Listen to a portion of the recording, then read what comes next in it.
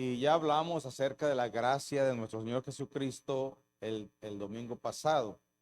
Vimos en qué consiste la gracia, vimos cómo es que nos abraza esa gracia y vimos el significado que no es otra cosa sino es un regalo de Dios. El ser humano por sí mismo no puede obtener esa gracia, tiene que ser derramada por Dios. Así es que la gracia no la otorga nadie más, sino Dios mismo.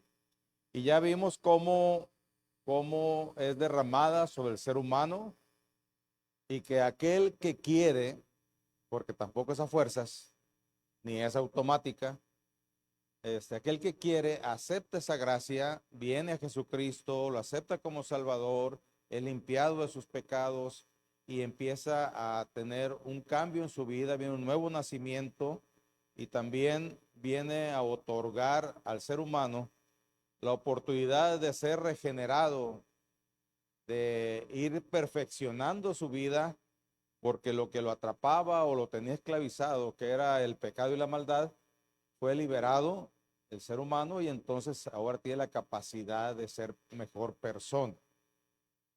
¿Ok?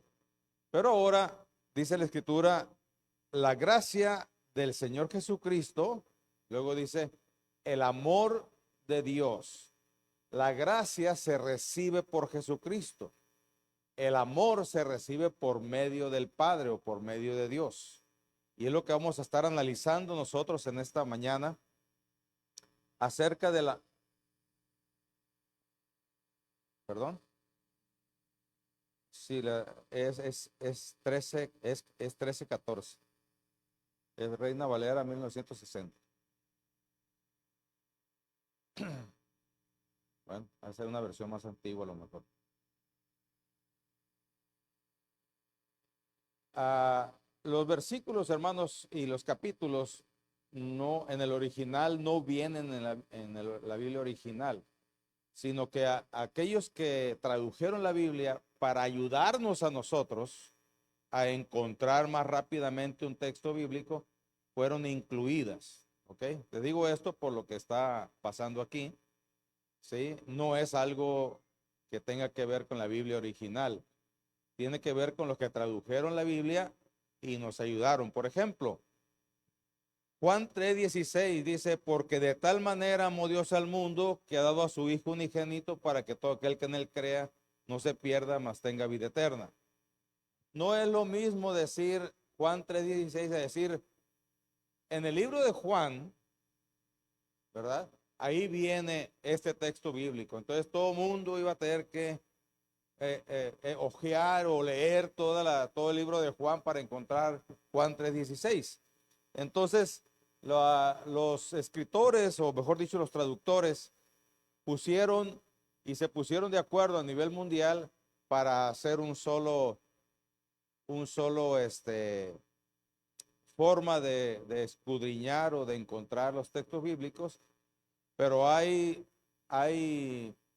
traductores que consideran que hay versículos que se pueden separar por la cuestión del tema de lo que se habla.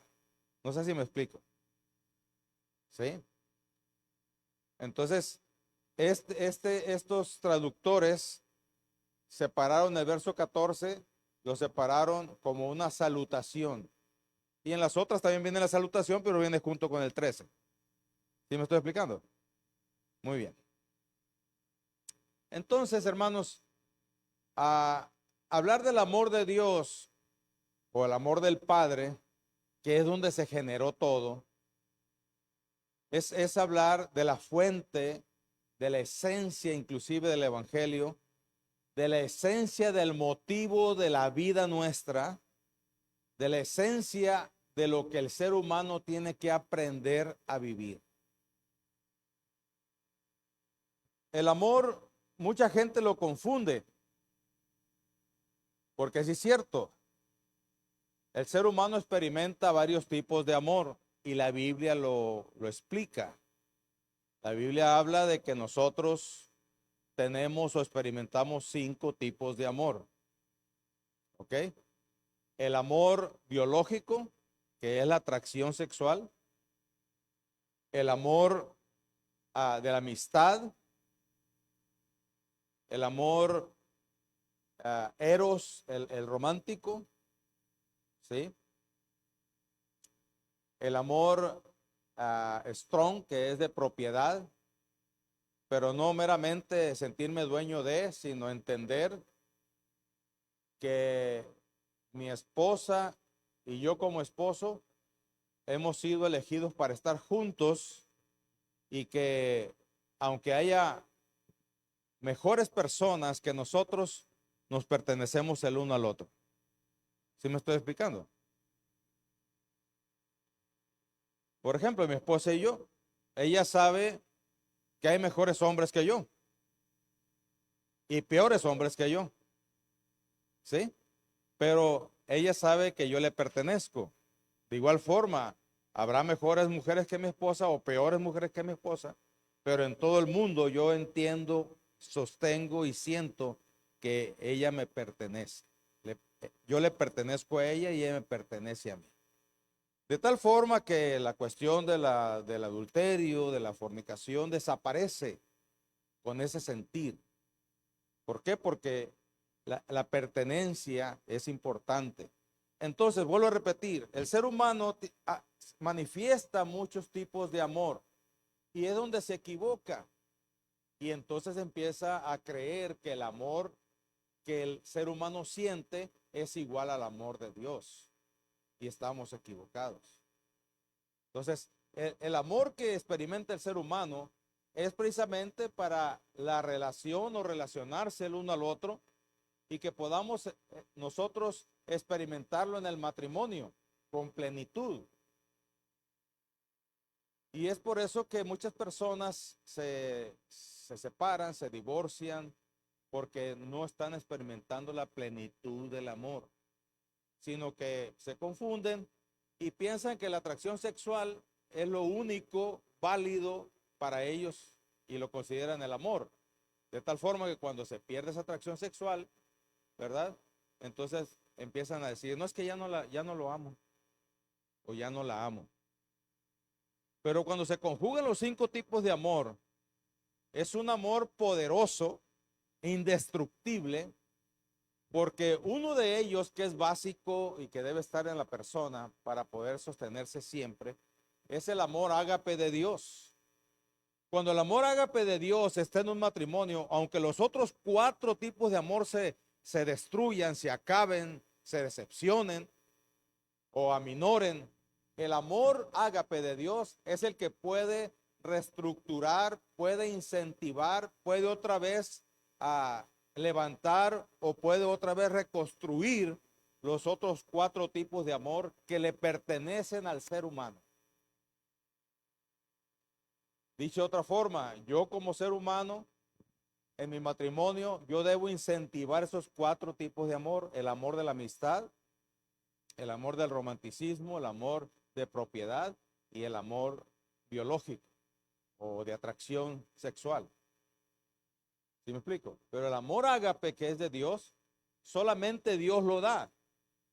Ese amor tiene que ver con el renunciar a todo por beneficiar o bendecir a los demás. Mire lo que dice el concepto del amor en Juan 4:10. Por favor, Isaac. Juan 4:10 dice, en esto consiste el amor. Es clara la escritura. En esto consiste el amor. Disculpa, primera de Juan. Primera carta universal de Juan. Disculpa por no aclarar. En esto consiste el amor. No que nosotros hayamos amado a Dios. Aquí está. En esto consiste el amor. No en que nosotros hayamos amado a Dios, sino en que el amor nos amó a nosotros, sino que Él nos amó a nosotros y envió a su Hijo en propiciación por nuestros pecados. O sea, Él no nos amó porque nosotros lo amáramos o lo buscáramos. sino que Él tomó la decisión de bendecirnos, y en eso consiste el amor, en darse para otras personas. Por eso cuando el amor de Dios entra en el matrimonio, es un cónyuge lo que busca es expresarle el amor a la otra persona y se da a la otra persona sin querer recibir nada a cambio. Así es que la premisa del amor sería: el amor se da, no se reclama. ¿Sí me explico? Es que debes de amarte, amarme. No se reclama el amor. ¿Sí? Es que tú tienes que. El amor no se reclama. El amor se da.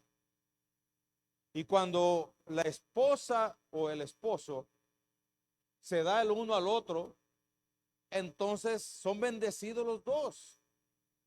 ¿Por qué? Porque se sacrifica y principalmente renuncia al egoísmo, a la avaricia, y entonces se da a la otra persona para, ¿cómo se dice? Para agradarle.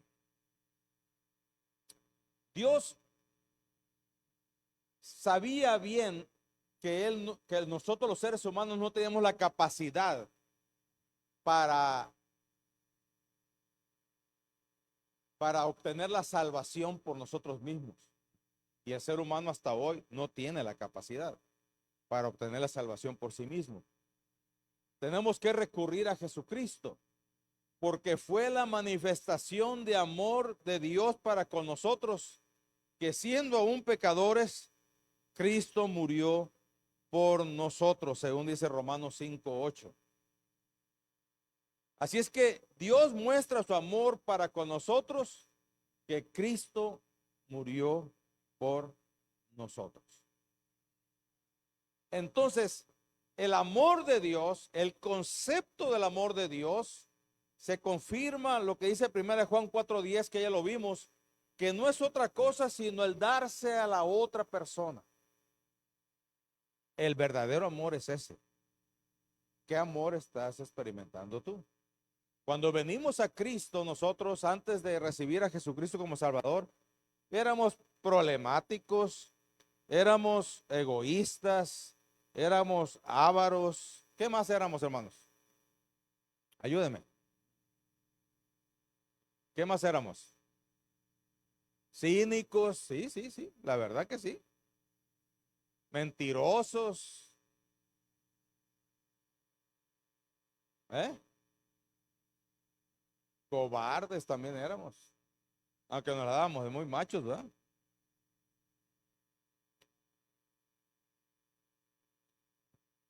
Y eso era lo que nosotros metíamos como amor, de tal forma que pensábamos: si me ama, me debe obedecer. Si me ama, me tiene que aguantar. Si me ama, me tiene que complacer. Si me ama, es que tiene que hacer algo por mí. Y el amor no se exige, hermanos. Si tú tienes un tipo de amor que exige a los demás sentir que te amen, eso el amor antes de que tú conocieras a Cristo, porque está lleno de egoísmo, está lleno de maldad, está lleno de conveniencia, está lleno de avaricia, de sacar ventaja.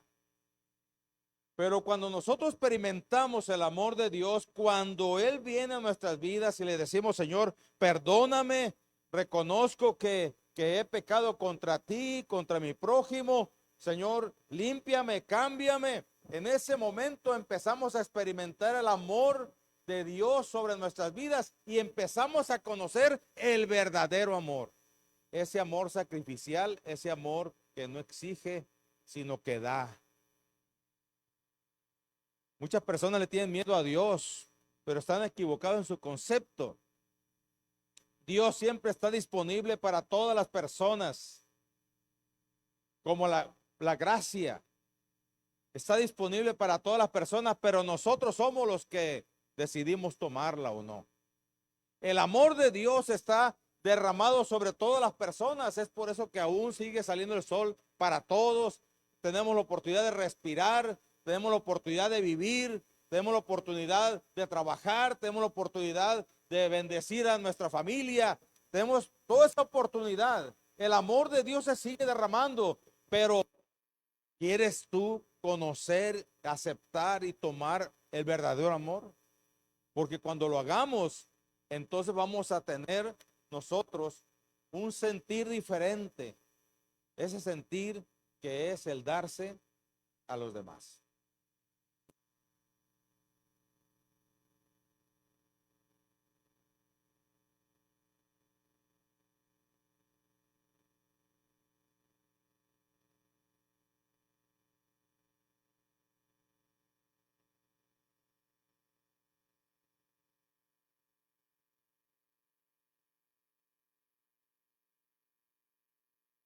Y nosotros hemos conocido y creído el amor que Dios tiene para con nosotros. Dios es amor. Y el que permanece en amor, permanece en Dios y Dios en él.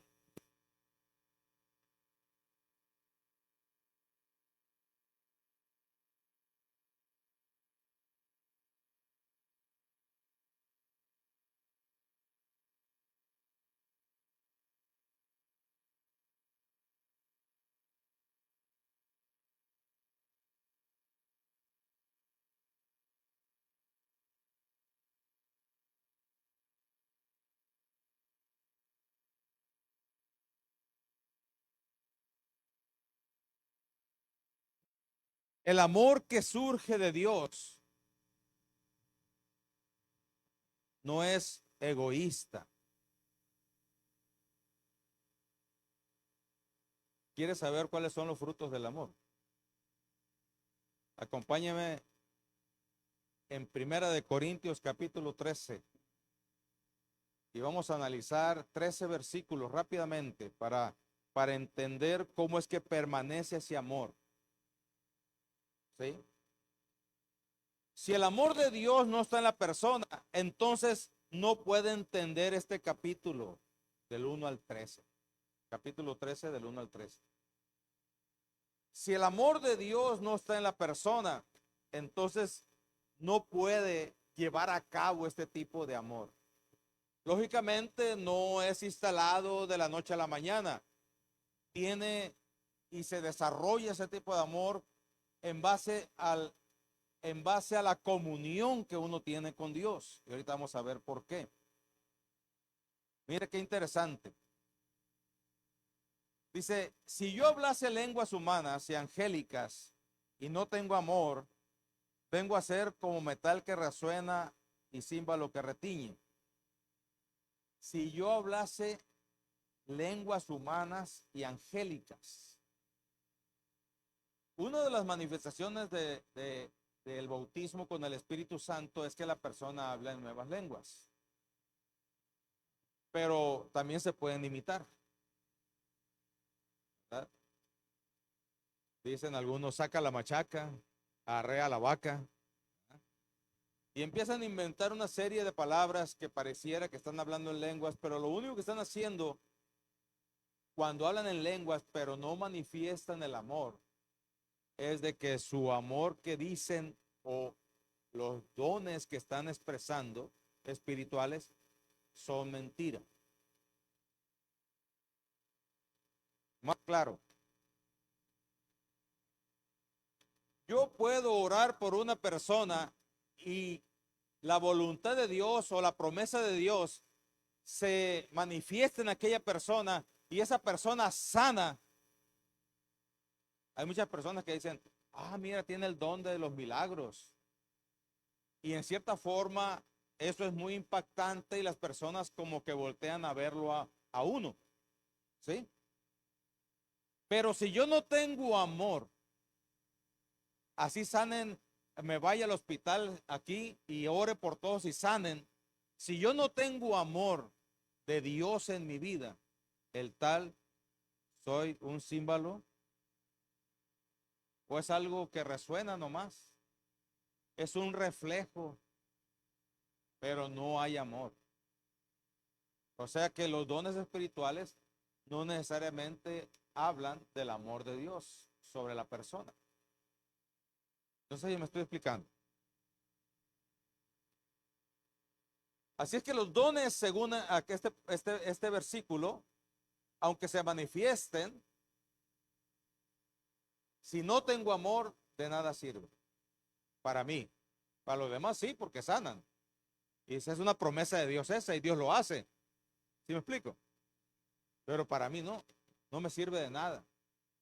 Porque lo más importante en mi vida es reflejar el amor de Dios para con los demás.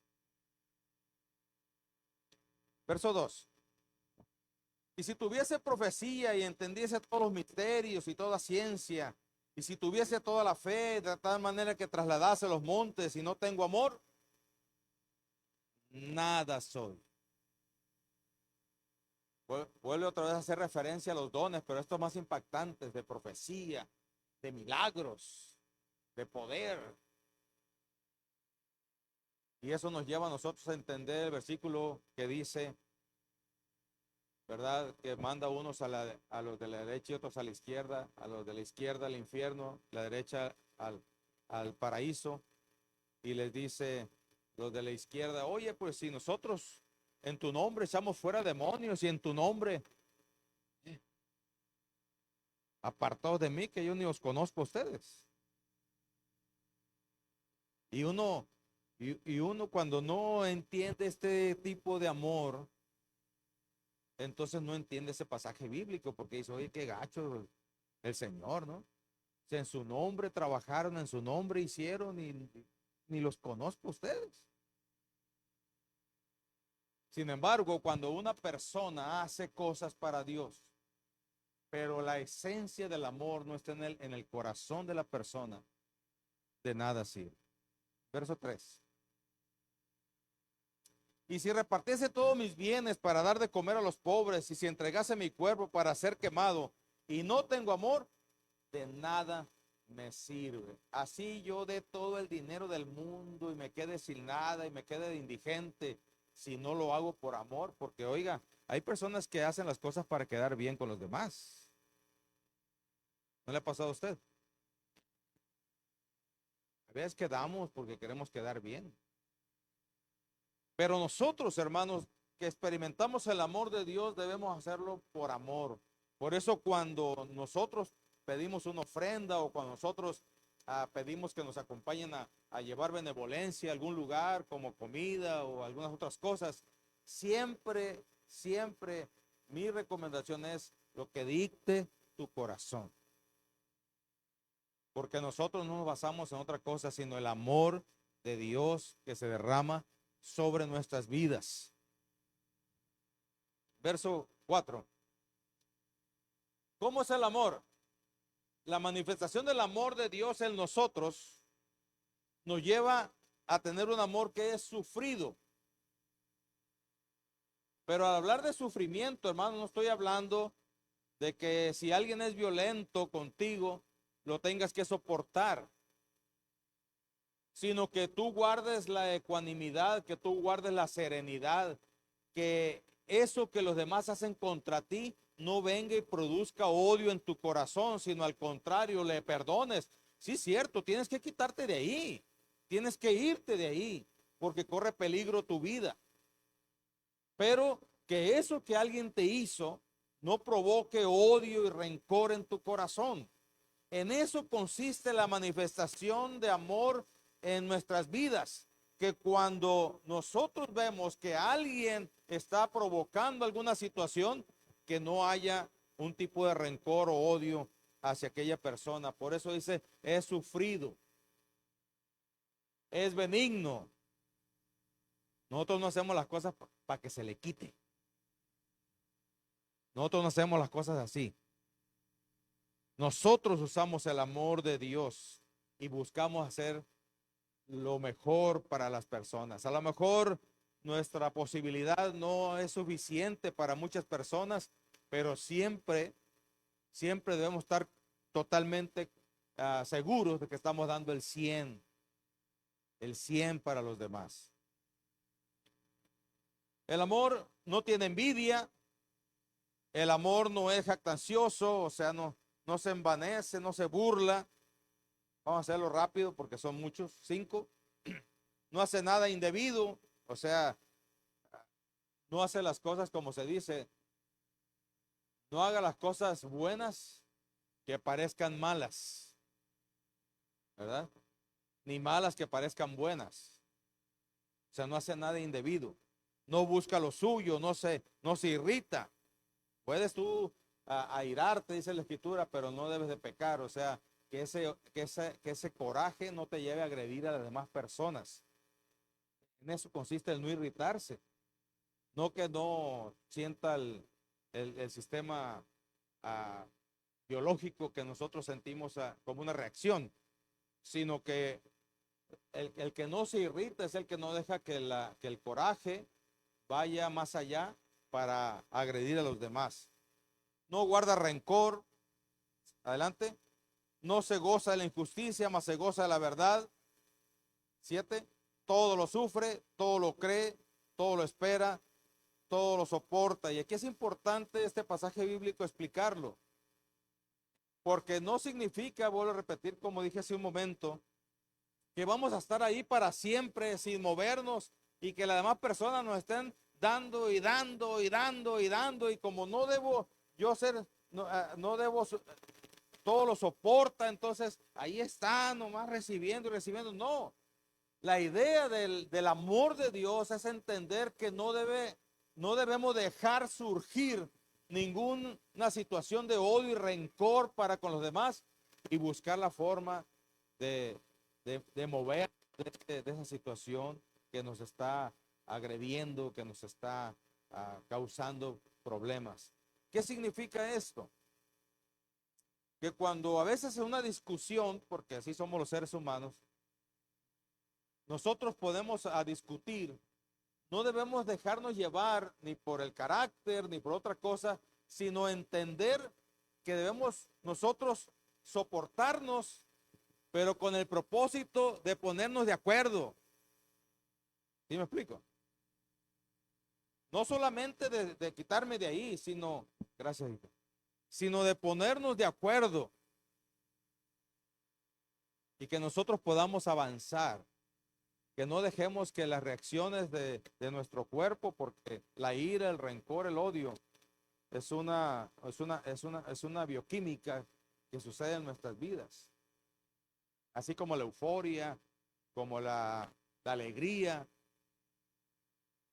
¿verdad? El sentirnos bien, el cuerpo va soltando ciertas sustancias que nos hacen sentir bien, como la dopamina, ¿verdad? Cuando tú te sientes que el mundo es tuyo y todo eso, no otra cosa, sino que es que el cuerpo está produciendo ese tipo de sustancia. Y lo increíble de esto es que por medio de lo espiritual tú puedes obtener ese tipo de bendición en lo biológico. ¿Qué significa esto? Que tú y yo tenemos la capacidad, como dicen algunos, de levantarnos todos los días con el pie derecho. Con nosotros no existe eso, no existe ni la suerte ni nada, existe la voluntad de Dios. Y cuando recibimos las consecuencias de nuestros errores, las recibimos con el propósito de que aprendamos. Pero es otra cosa. Así es que, hermanos, es importante que nosotros podamos ver, verso 8, por favor. El amor nunca deja de ser, pero las profecías se acabarán, cesarán las lenguas y la ciencia acabará. O sea, lo terrenal va a acabar. En parte conocemos y en parte profetizamos. 10. Mas cuando venga lo perfecto, entonces lo que es en parte se acabará. 11. Cuando yo era niño, hablaba como niño, pensaba como niño, juzgaba como niño, mas cuando ya fui hombre, dejé lo que era de niño. Este pasaje bíblico pareciera un poco medio raro. Pero lo que nos está diciendo es que cuando llegue el amor de Dios en nuestras vidas, tenemos que dejar lo rudimentario, lo que pertenece al pasado, y tenemos que ahora comportarnos como adultos, adultos de Dios, adultos que debemos de manifestar el amor de Dios a los demás. Verso 12. Ahora vemos por espejo, oscuramente, mas entonces veremos cara a cara. Dicho de otra forma, ahorita lo que experimentamos del amor de Dios es un reflejo nada más. ¿Se imagina usted cuando lo veremos cara a cara en plenitud? Va a ser algo maravilloso. Ahora conozco en parte, pero entonces conocemos como fui conocido. Y verso 13 y último. Y ahora permanecen tres cosas: la fe, la esperanza y el amor. Estos tres son buenos. Pero ¿cuál es el mayor? El amor. La esencia del evangelio, la esencia de que Dios haya muerto en la cruz del Calvario por ti y por mí, la esencia de todo lo que Dios ha hecho y sigue haciendo, no es otra esencia, sino que el amor de Dios derramado sobre nosotros. Lógicamente ese amor se va a manifestar de acuerdo a como nosotros nos dejemos. Es por eso que en la iglesia nosotros podemos ver personas que avanzan más y otras menos. Y no es que Dios no tenga el poder o la autoridad, sino que la gracia y el amor son derramados y solamente los valientes, ¿qué? Lo arrebatan. Entre más permitimos que se derrame el amor de Dios en nosotros, más vamos descubriendo y siendo bendecidos por ese amor. Así es que, hermanos, ¿quién es el que nos hace sentir ese amor? ¿Quién es el que derrama ese amor? Mire usted lo que dice Romanos 5:5.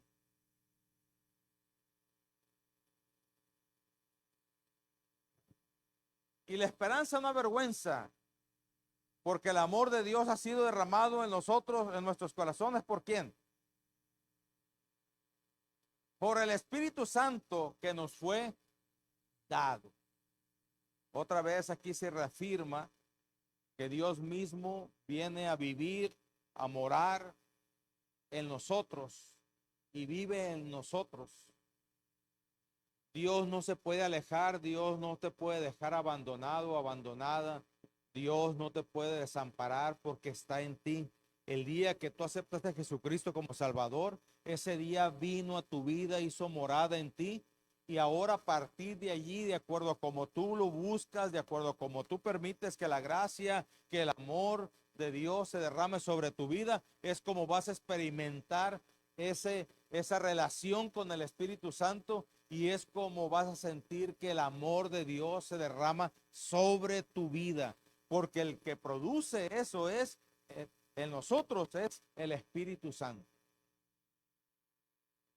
Jesucristo hizo sacrificio para librarnos, para abrir el panorama, para hacernos aptos, para contener el Espíritu Santo, la presencia de Dios.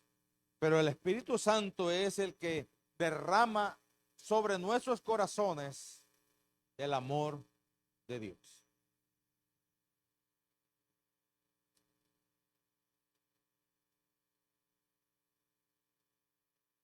De tal forma que,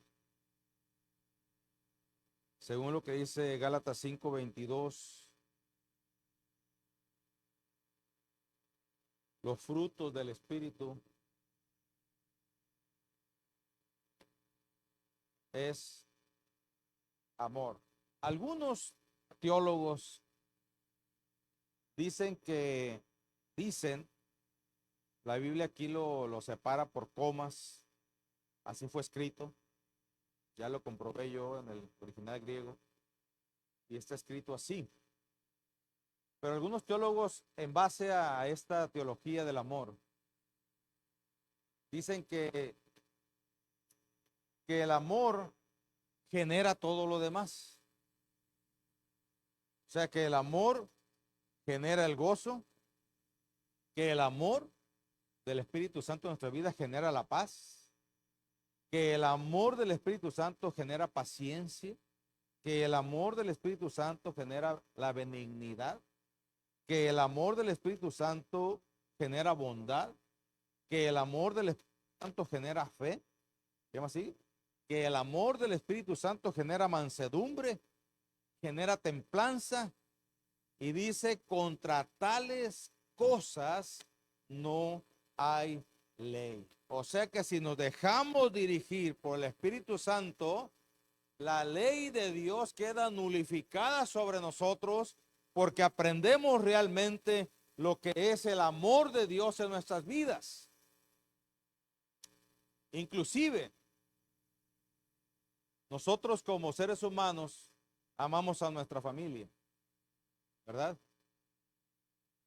Y queremos pues otorgarles todo para que tengan las puertas abiertas y los caminos bien trazados.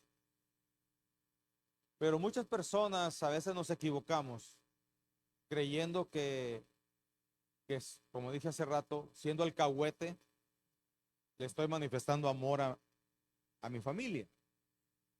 Y no es así. El amor verdadero genera que yo responda o que yo obedezca al Espíritu Santo, y entonces la sabiduría de la palabra viene a mi vida y empiezo a corregir y empiezo a ayudar a mis hijos, a mi familia, en lo que es correcto. Esa es la verdadera manifestación del amor sobre mi familia, que yo los encamine en la palabra de Dios, que yo les enseñe con mi ejemplo la palabra de Dios. Porque a veces, hermanos, nos dicen las personas, o inclusive nuestros hijos, papá, lo que tú haces, habla más fuerte y no me dejes escuchar lo que tú me dices. ¿Sí me explico? Por eso es importante que nosotros, la manifestación de amor, sea la manifestación verdadera del amor de Dios en mi vida. Lógicamente no somos perfectos, lógicamente nos vamos a equivocar, lógicamente vamos en un momento de descuido espiritual, ¿verdad? Que todos podemos pasar por allí, podemos agarrar una locura de ese tipo, de regarla con nuestros hijos, pero, pero no es el común denominador, hermanos. Es como cuando yo les explico, por la mañana los hijos de Dios no se levantan a ver a quién le van a hacer daño, como todos los hijos del diablo. Todos los hijos del diablo, sin excepción, se levantan por la mañana pensando qué truanería van a hacer. Pero nosotros los hijos de Dios nos levantamos por la mañana a ver a quién vamos a bendecir. Y los primeros que están allí es nuestro cónyuge, que tenemos, y nuestros hijos, los que tenemos. Pero el primero que debe ser bendecido eres tú mismo, hermano. Eres tú mismo. Solamente por medio de una comunión con Dios, con un agradecimiento a Dios, gracias Señor por este día. Ayúdame, tócame, me dejo guiar por tu espíritu. Con una frase tan sencilla como es, entramos en el tono de Dios y permitimos ser bendecidos primeramente nosotros, y entonces nos da la capacidad de ver a quien está a un lado nuestro, aunque no está tan peinada, ¿verdad? Y tan arreglada o arreglado, ¿verdad? Como que la perspectiva cambia y sentimos esa ternura y ese amor hacia la otra persona.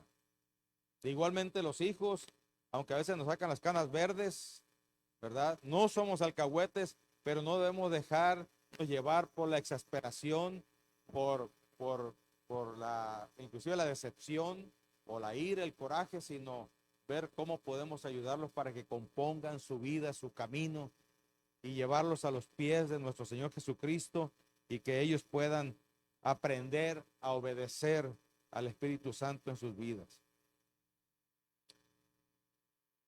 Romanos 8:35 nos habla que cuando tenemos el amor de Dios en nuestras vidas, otro de los reflejos que nosotros tenemos y que Dios está presente, es que entendemos que el amor de Dios nadie nos puede separar. ¿Quién nos separará del amor de Cristo? ¿Sabe qué es tribulación? Alguien que me diga qué es tribulación. ¿Mande? Problemas, caos, ¿qué más? Incomodidad, ¿qué más? Deudas. Esa sí es tribulación, ¿verdad? Con el demonio amarillo que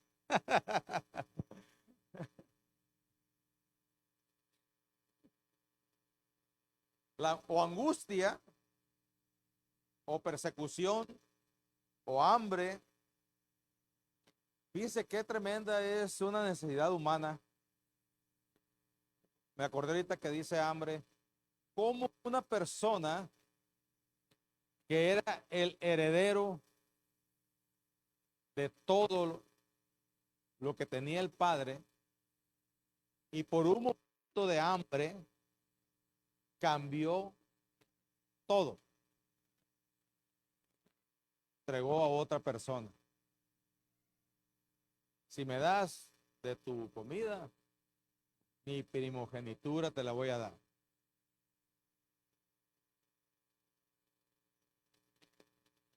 Y a veces nosotros, por una necesidad humana, somos capaces de perderlo todo. Nos autojustificamos y perdemos todo. Pero hermanos, cuando el amor de Dios está fluyendo en la persona, sobrepasa esa necesidad y aprende a reflejar el amor de Dios, de tal forma que nada nos separa de su amor. Ni el hambre, ni la desnudez, ni el peligro, ni la muerte o la espada nos podrá separar del amor de Cristo.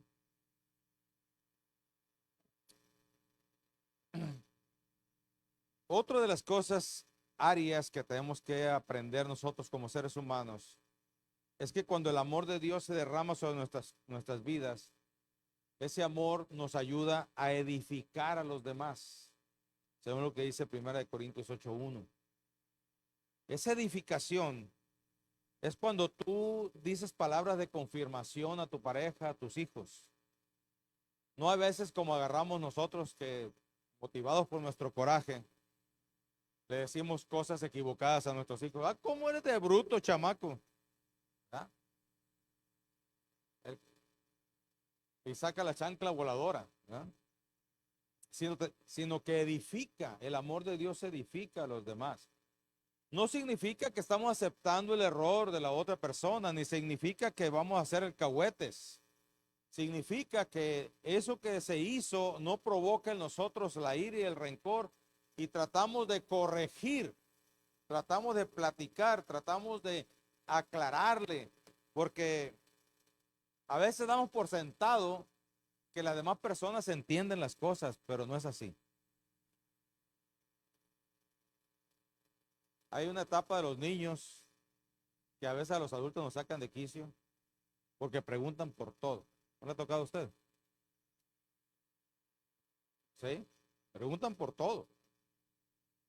Y preguntan porque no saben qué es. Y lo que se hace una plática interminable.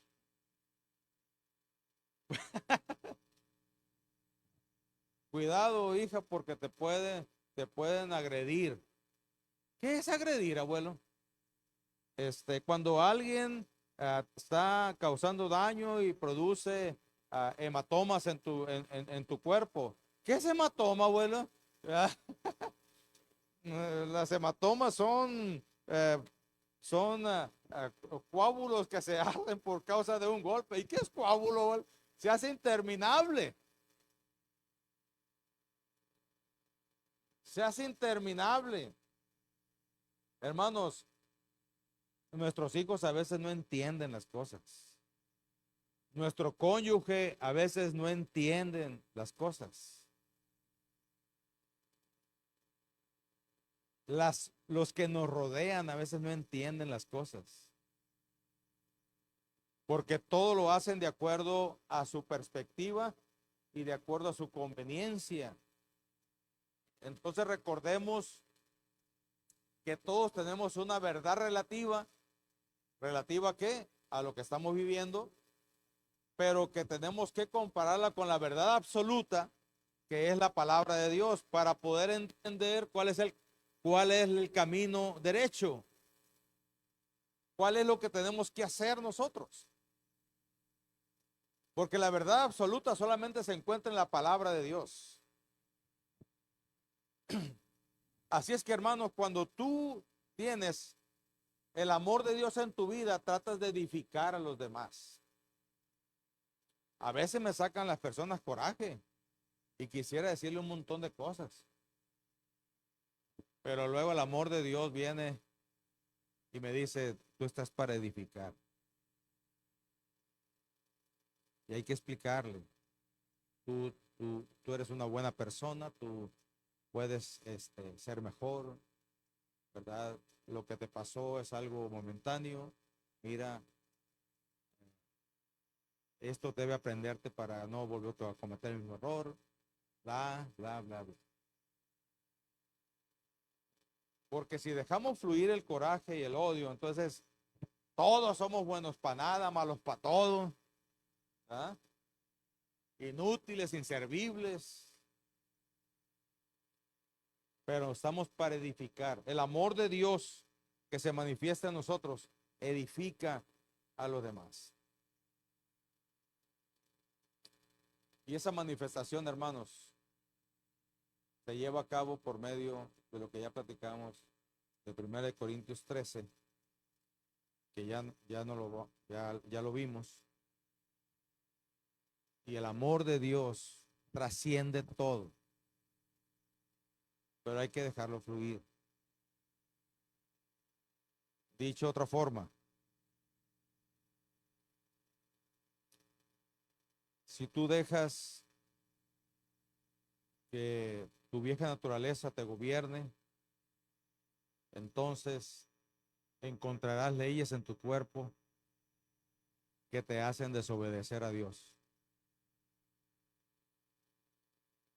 Pero si somos guiados por el Espíritu, como dice Romanos 8, las cosas cambian.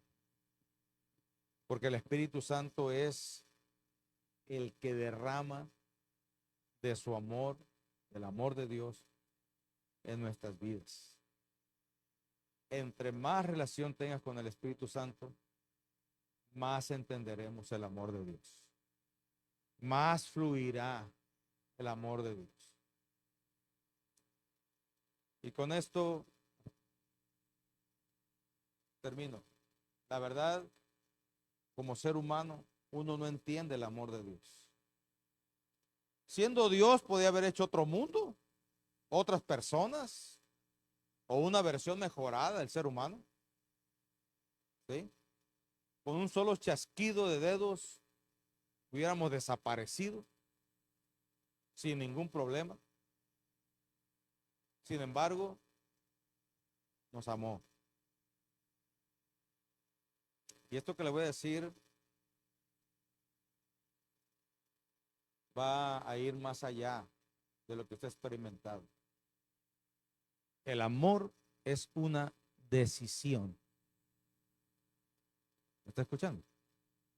No es un sentimiento ni una emoción. El amor es una decisión.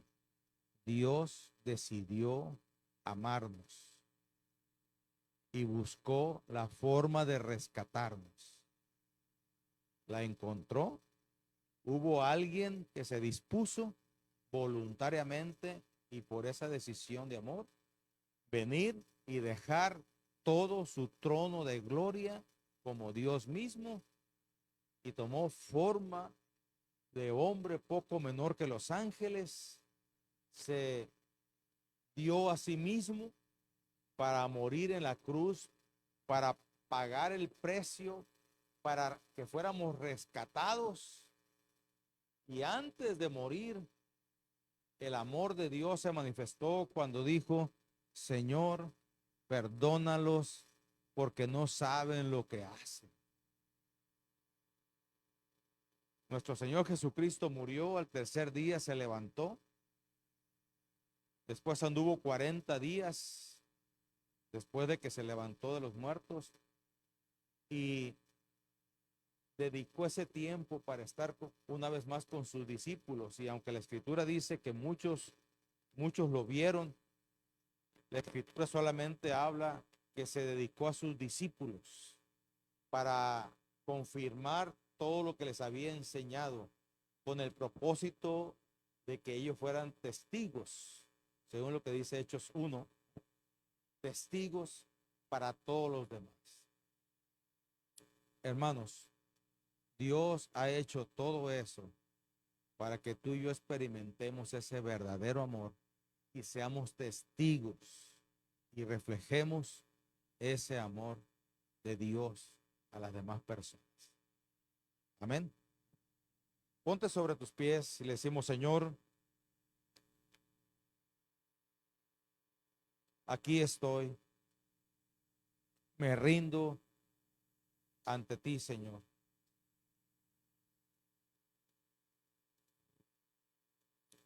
Me rindo ante ti, Señor.